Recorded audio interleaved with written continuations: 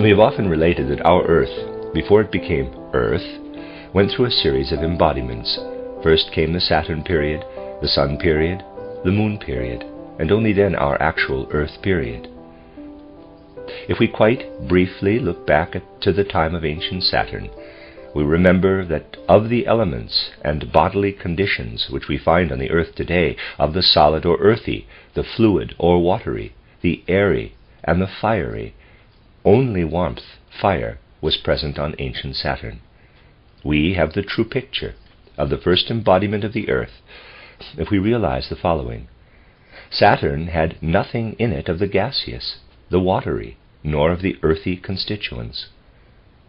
If you could have visited ancient Saturn, that is to say, supposing you could have been a modern human being at that time, as you neared old Saturn, you would have found nothing of hardened or watery or any other substance, but a globe consisting purely of warmth.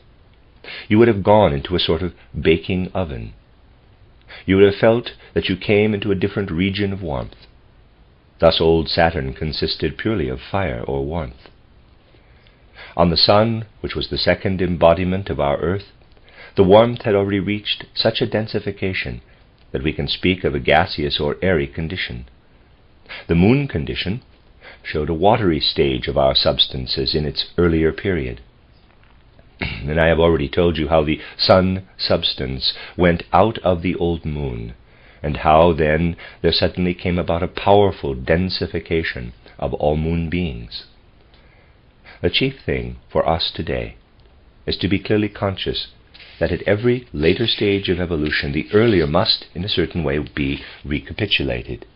So when we look back at the evolution of our Earth itself, we have at the beginning a kind of Saturn stage, a repetition of the Saturn stage. Then we have a kind of Sun evolution, a repetition of the Sun stage, then a kind of Moon evolution, a repetition of the Moon stage. And only then really began the present embodiment of our Earth Earth evolution. As our Earth came out of the pralaya, the twilight condition which it passed through after being Moon, our Earth too was again only a ball of fire. I have given you a description of how the other planets had loosed themselves. Let us first hold fast to the fact that the Earth was purely a fiery ball containing nothing but warmth substance. Within this warmth ball of fire, the human being was potentially already in existence. As the first rudiment of man was present on Saturn, so now, in the recapitulation of the Saturn condition on the Earth, again man was present. There was no other kingdom. Man is the firstborn of the Earth condition. At the beginning of our earthly evolution, there was no plant kingdom, no animal kingdom, no mineral kingdom. Our Earth, at the beginning of its evolution, was in fact composed only of human bodies. What then is the difference between the old Saturn condition and its recapitulation on Earth? There is a considerable difference, for the human bodies, which then came forth as fresh plants developed from seeds, had passed through the three earlier stages of evolution. Their formation was essentially more diverse, more complex, for all the forces which were at work in Saturn were present in this first Earth condition. Within it, too, were the old Sun and old Moon. They united at the beginning of Earth evolution, forming again a single body. The forces of Saturn, Sun, and Moon worked in it together. And so this first humanity at the beginning of Earth evolution was much more complex than the human being of Saturn.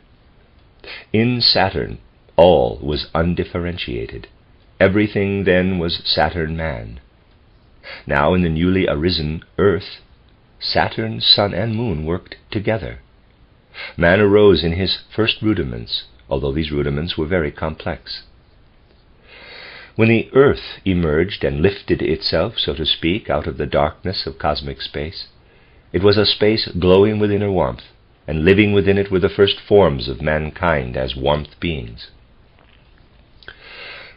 When, with clairvoyant sight, you look back at what actually existed of man at that time, you find at first these original human rudiments, as if the whole warmth sphere had many, many currents in it. These currents go toward the surface of the newly arisen earth, sink into the surface, and form there masses warmer than the surroundings. The human being was distinct from the environment, simply through the fact that one felt that certain spaces were warmer. It may be clearer for you to realize to what extent man was then in existence, if I record which of the human organs had been formed in its first rudiments at that time. Think of a newborn child, which still has a quite soft place on the top of the head. Imagine this place quite open, and imagine a warmth current coming from outside into this opening. Think of the warmth current not densely material in blood streams, but in streams of force going down and forming a kind of center where your own heart is, and taking its course in separate arteries, not blood arteries, but force arteries. There you have the first rudiments of warmth man. Later on, in the progress of evolution, the human heart with its blood vessels arose from this rudimentary warmth man. The blood circulation has arisen from it, and the organ which existed for a long time in man's evolution, and which later disappeared, was a shining warmth organ, though in its first rudiments. Much later in earthly evolution, the human being still had such an organ, at the place still remaining soft in the head of an infant, a kind of warmth organ projected from man, when as yet he was unable to see his surroundings.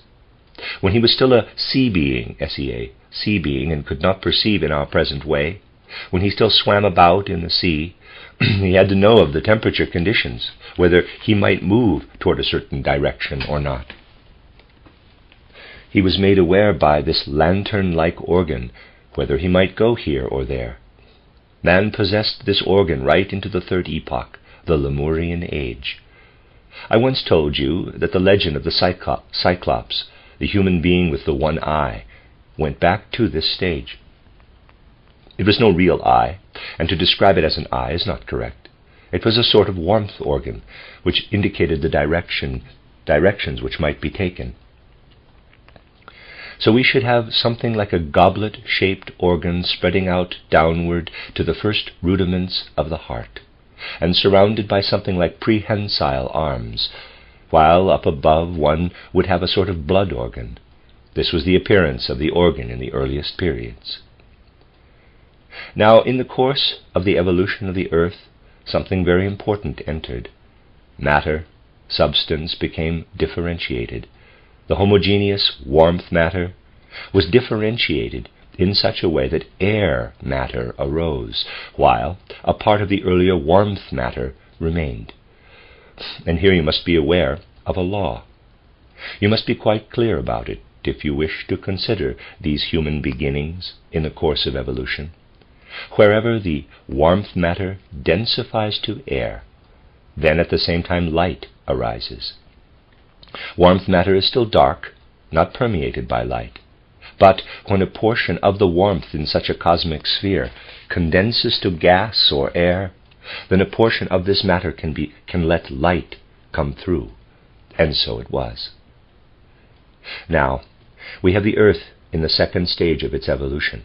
All other aspects go parallel with it. We have now an earth which consisted partly of warmth, partly of air, and shining inwardly. And all that takes place is expressed at the same time in the development of man. What was formerly merely a rudimentary warmth organ now began actually to shine. The human being was like a kind of lantern. He shone. One need not find this particularly marvelous. It is no longer anything extraordinary. A few centuries ago one would have been amazed to hear of luminous beings, but there is no cause for amazement today. Natural science knows that down in the ocean depths, where it is impossible for a ray of light to penetrate, there are beings which shine, shedding their own light. And thus at that time the human being began to radiate light. Now something extremely peculiar came about on this human formation. The rudiments were added for making use of the surrounding air. This was further developed later, and the beginnings of a breathing process were formed. Thus we see a sort of breathing process added to the previous warmth process. It is important to be clear that with the deposit of air in the earth, the breathing process appeared, and that this in fact was the addition of air to the warmth matter, permeating the warmth with little bubbles of air. This, however, is connected with something else. The effect of the light is there too, and is manifested in the first beginnings of a nerve system, an inner nerve system. Not indeed a physical nerve system, it is more a case of lines of force which have developed to densification. You must think of the whole as airy, and only very fine air currents can be there as lines of force. Thus we have now a rudimentary human being which in all fineness was still etherically a being of warmth and air, and in which the first signs of a nervous system were shown. That was the stage of our earthly evolution, when the sun was still in the earth. Imagine how this cosmic body appeared in universal space. Imagine that someone looked across at this cosmic body from outside. All the beings which we have just described as the human beings radiated an individual light, and this light became the total light that shone out into the universe. If you could have examined the Saturn condition, you would have found that you could approach without seeing it. It could only be perceived through its warmth. But now you have to do with a sun body, inwardly warmed, but sending its light out into space. Now, gradually, came the time which I have described to you as the departure of the sun. All the higher beings who were connected with the sun, and who gave the human beings the capacities of which we have just spoken, detached themselves, together with the finer substances. The sun went out. It no longer shone and spread out light. It went out of the earth. So then we have a cosmic body, which consisted of earth and moon, for the present moon was, at that time, still in the earth. And something very remarkable came about. Since all the finer forces had gone out with the sun, a very rapid, relatively rapid, densification resulted.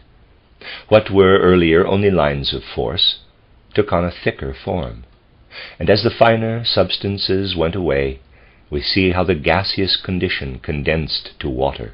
The whole body now consisted not only of fire and air, but of water too. The force of illumination had gone out with the departing sun, and there was again darkness on the earth. The beings had kept for themselves inwardly only a portion of the light force. This was an interesting stage of humanity's evolution. I have shown that the light laid the foundation of the nervous system. The nervous system is a creation of the light. In all your nerves you have the original streaming in of the light. Now the light, the sun, went out into cosmic space, and substance, therefore, densified very rapidly. It was not yet the same as the nerve substance of today, but it was denser than before. It was no longer a fine etheric substance. And the important thing was this. Formerly it shone outward. Now it became luminous inwardly. That means that man's first nerve system had the power of creating inner light pictures, visions. Clairvoyant consciousness arose.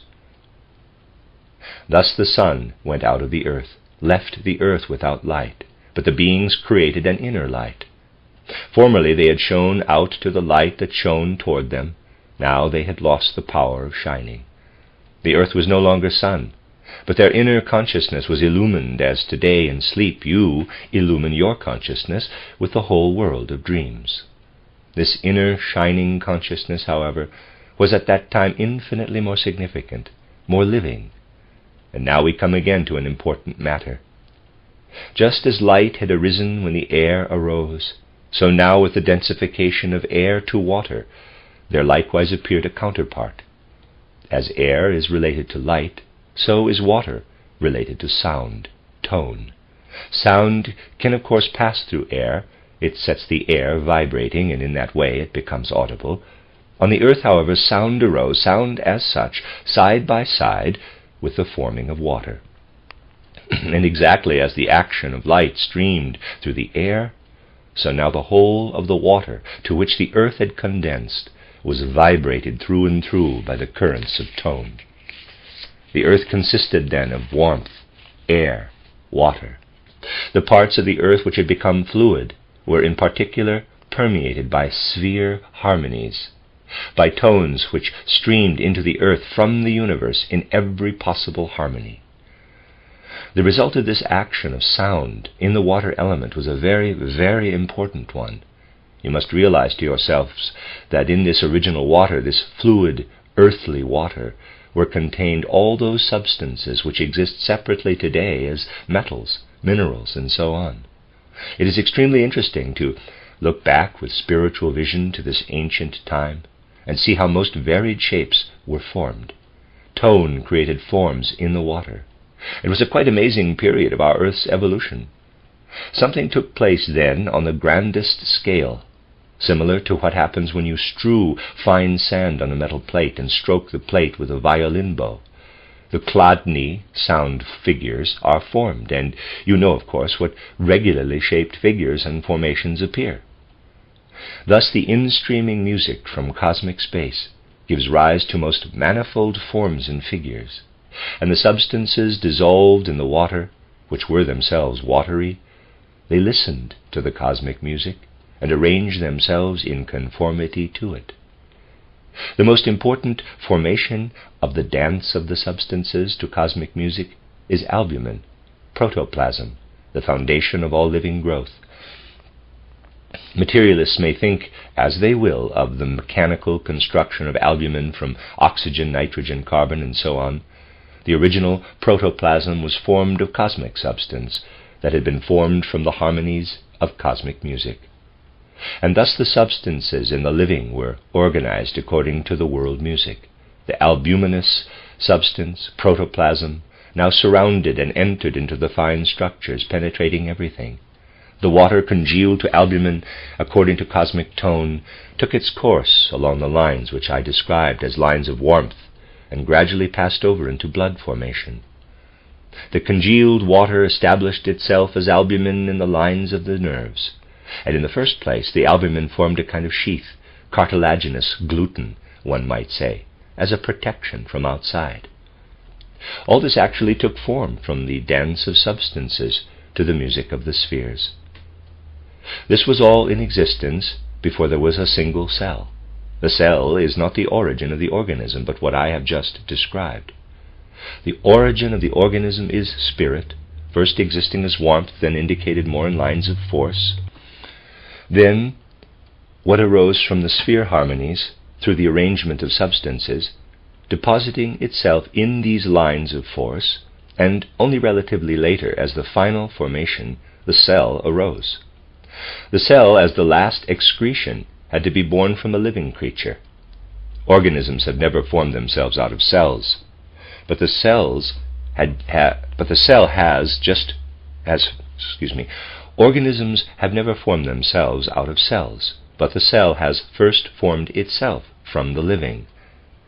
The anatomical is always a sequel of combination. We have all this at the beginning of the condition of the earth, when it still contained the moon after the departure of the sun. But as long as the moon remained in the earth, there was an increasing hardening of the albuminous formation, and the state which I have described to you as mummifying would have resulted if the coarsest substances and beings had not left the earth. The last developed portion of the human creature at that time were the nerves that went to the sense organs. But the sense organs had not yet opened. They had been formed from within outward, but as yet they were not open. And now the moon went out, together with the coarsest substances. The consequence was that the human being could then gradually pass over to a higher condition. His senses were opened. The two heavenly bodies were now outside and could hold a mutual balance. Whereas they built up man as long as they were united with the earth, they now worked in from outside. They opened his senses and made him a seeing, hearing being as he appears to us today. The departure of the moon was practically in the middle of the ancient Lemurian age. We then have a human being who had not yet opened his sense organs, but who had a powerful gift of clairvoyance. I have already described how he could fill his consciousness with most varied color and warmth phenomena from within, all of which had real worth and significance. Yet he could not perceive the objects in space. They only began after the moon had left the earth. If you consider this brief sketch which I have given you of the ancient earth evolution, you will see that present man actually took his starting point as earthly being from the heart outward. The heart was, of course, not such an organ as it is today. That only developed much later. But the rudiments of the heart proceeded from the fire element. Then were added the breathing system born of the air, the nerve system born of the light. Then came the protoplasmic material which inserted itself into the organs and formed the whole to living matter through the cosmic tones congealing the fluid substances. In the final period, when the moon substance was still present in the earth, densification to the condition of earthy solidness came about. It was actually only shortly before the departure of the moon that what today we call the mineral kingdom arose, that is, the earth element out of the fluid element. Albumin is in fact a state midway between the solid and the fluid. But the earthy, the solid, actually arose only in the latest period. Why was that? It arose because under the influence of densification, for everything was involved in a continuous process of condensation, the elements themselves had become more and more material. Think for a moment of the beginning of earth evolution. What did the warmth matter do there? It gave you, for your bodily nature, that which now pulsates in your blood. You must not think that when we speak of the earliest warmth condition of the earth, we are speaking of such a warmth as arises when you strike a match. That is mineral fire and mineral warmth. We are speaking of the fire and warmth that pulsates in your blood. That is living warmth. In fact, there is not only the mineral warmth that arises externally in space, but there is a very different one, a living warmth which you have in yourselves. That was present at the beginning of the earth, and from it were formed the first rudiments of man. But even this living warmth gradually became lifeless with the continuous densification. That was connected with the densifying process which came about when the sun went out and the moon was united with the earth. The mineral warmth first appeared as the process of combustion. Here we come to something important which I ask you particularly to note. It is true that at the beginning we can talk of a condition of fire, of warmth, but we cannot speak actually of combustion. That would not be correct. We should speak only of what we feel pulsing warmly in our own blood. The warmth that comes from an external mineral combustion appeared only when the sun had gone out and the earth was alone with the moon. And through the combustion process, formerly not there at all, a substance was separated off within the earth mass, which is described in occultism as ash. When you burn something, it gives rise to ash. The ash embedded itself in the structure of the earth when earth and moon were united. Evolution had now got so far that through the cosmic tone which pressed in and brought the substances to dance, the protoplasmic masses inserted themselves. There were beings where fine protoplasmic substances had earlier become organized along the lines of force, this protoplasm being similar in outer formation to the formation of the present albumin. There were also denser substances which acted as a protection, surrounding the beings like a sort of glutinous sheath. What is lacking in these beings? The hard bone substance. If I may express myself popularly, everything was still more of a glutinous mass, and anything of a mineral nature was entirely absent from them up to the time I have now described to you. Now, you must think how different these beings were. You have nothing in your physical body today that is not permeated by mineral substance. The human body, as it is today, has arisen only relatively late. It consists not only of bones, but of muscles and blood. Mineral substance has embedded itself in everything. Think the mineral substance away. Think of the whole earth and its beings as yet without mineral substance, and then by a combustion process the deposit of ash of the most varied mineral substances. In the human beings, therefore, which up to then had in fact only arrived at a glutinous density, ash constituents became embedded in every direction. And the beings absorbed the ash as formerly they had taken up the albumen and organized themselves in their own way, took up the mineral element from the dense bones to the fluid blood. You can easily form an idea of what was embedded, all that remains behind as ash when the body is burnt or decays. What actually remains behind as ash is what originated the last of all. Everything in you that does not remain behind as ash was there previously. It stored up the ash in itself. One who observantly regards the ash derived from a moldering corpse must say to himself, that is the mineral substance in me, which was last of all absorbed by what existed previously. Thus the mineral arose last in the course of the earth's development, and the other kingdoms stored it up in themselves, having previously consisted merely of other substances. We can ask what was the reason of this incorporation of the ash. We carry ash within us the whole time, only it is distributed and is left behind when our corpse is burnt or decays. How did the ash press into the lines which were filled by albuminous substance? We have seen that originally there was fire, and the rudiments of the heart were formed from it. Then the rudimentary stage of breathing was produced by the air. Light entered and formed the rudiments of the nerves. Then came sound and produced the living substance by causing the materials to dance. But what caused the ash element, the mineral, to stream into this substance? What pressed ash into the human bodies was now, henceforth, thought, which made the sound, the tone, into the word. Even in Atlantean times, when everything was immersed in mist, what the human being spoke was not the only articulated language, but man understood the speech of the rustling trees, the rippling springs and founts. All that today is articulated language, and all that was expressed in it, formed the dance. Tone, the musical element in it, formed the materials into living substance. The sense, the significance of the word pressed into this living substance the ash that formed out of the combustion process. And to the degree in which the bony system gradually condensed toward the end of the Atlantean age, man was penetrated by thoughts, by self-consciousness. His intellect dawned, and he became increasingly a self-conscious being.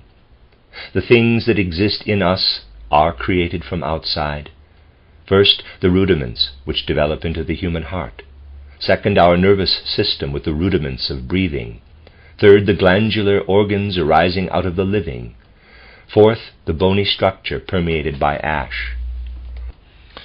Finally, man becomes a self-conscious being. Such was the course of evolution within our own earth embodiment, and we have now arrived in our description nearly at the end of the Atlantean time.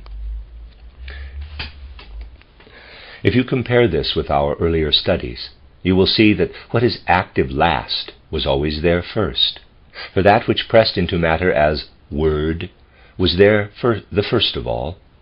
That which has given man his ego was there at the very beginning. If you try clearly to understand what has been said today, you can also very readily find the facts again in the first sentences of St. John's Gospel. In one of our next lectures, we must show how our studies, which have swept out into cosmic space, are beautifully presented in the Gospel of St. John, and also in the first sentences of Genesis. All these things are regained for us when we consider the course of evolution. One thing, however, will plainly emerge. When we look at the facts, our human evolution is seen to be very different from what materialistic fantasy imagines. Materialists think that man has been produced from coarse matter, and that his spiritual faculties have been developed out of it. You see now that the actual mission of earthly evolution, that in which love comes to expression in man, was laid down first in what we possessed as warmth organ, which emerged the first of all. Before anything organic, spirit was there in the form of lines of force. Then came the incorporation of the organic under the wonder working of world music. Then only was the whole impregnated with mineral substance, solid matter, through the word or thought. The densest arises the latest. Man develops out of the spirit, and this is seen too if we study the course of earthly evolution.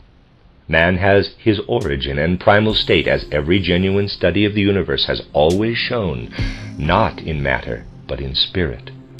Matter embedded itself in the human being later than the spiritual forces, and this becomes increasingly clear from what we have been studying.